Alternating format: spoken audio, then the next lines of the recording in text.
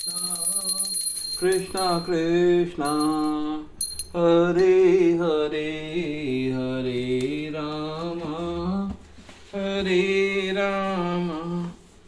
राम राम हरे हरे गोविंद बोलो हरि गोपाल बोलो। आज हम श्रीमद् भागवतम के तीसरे स्कंद का पेज 56 पढ़ने जा रहे हैं।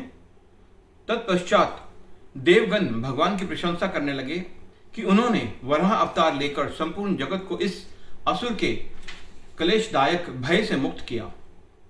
देवताओं की स्तुतियां स्वीकार करके भगवान अपने वैकुंठ धाम लौट आए, जहां निरंतर निर्बाध उत्सव मनाए जाते हैं। ब्रह्मा जी द्वारा शेष सृष्टि की रचना, तीसरा स्कंद। अब विदुर जी के मन में यह सुनने की जिज्ञासा हुई कि ब्रह्मा जी ने प्रजापतियों को जन्म देने के पश्चात जीवों की उत्पत्ति के लिए क्या किया, और साथ ही प्रजापतियों ने अपने पिता के आदेश पर किस प्रकार उत्पत्ति आरंभ की। इस प्रश्न के उत्तर में मैत्रेय ऋषि ने सृष्टि के आरंभ से जीवोत्पत्ति का वर्णन आरंभ किया। जब महाविष्णु की दृष्टिपात तथा काल के प्रभाव से प्रकृति के गुणों में हलचल होने लगी, तो उस समय महतत्व अर्थात भौतिक तत्वों के पूरे समूह की उत्पत्ति हुई। इस प्रकार 3 प्रकार के मिथ्या अहंकार ने जन्म लिया। मिथ्या अहंकार से 5 स्थूल तत्व पृथ्वी, जल, अग्नि, वायु और आकाश, 5 सूक्ष्म तत्व अथवा तान मात्राएं, शब्द, स्पर्श, रूप, रस और गंध, 5 ज्ञानेंद्रियां,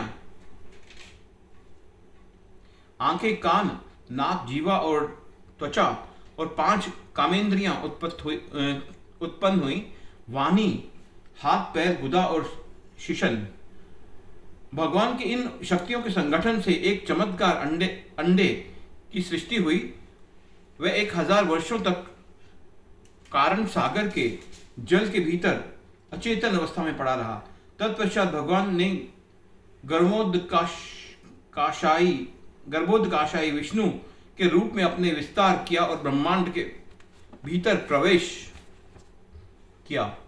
भगवान अपने ही पसीने से बने समुद्र में लेट गए। उनकी नाभि से एक प्रकाशमान कमल पुष्प प्रस्फुटित हुआ और उस कमल के ऊपर सृष्टि के पहले जीव ब्रह्मा जी का जन्म हुआ। जब भगवान ने क्षीरोदकाशयी विष्णु के रूप में अपना विस्तार किया करके ब्रह्मा जी के हृदय में प्रवेश किया, तो उस समय ब्रह्मा जी को अपने हृदय में पूर्ववत सृष्टि करने की प्रेरणा प्राप्त हुई।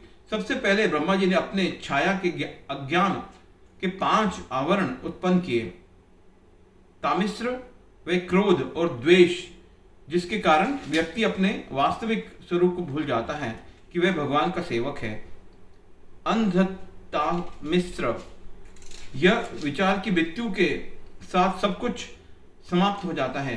तमस, अपने आध्यात्मिक स्वरूप का अज्ञान। मोह, जड़ शरीर से संबंधित वस्तुओं के साथ आसक्ति। और महामोह, भौतिक भोगों के लिए पागलपन। खिन्न होकर ब्रह्मा जी ने उस अज्ञानता भरे शरीर को त्याग दिया।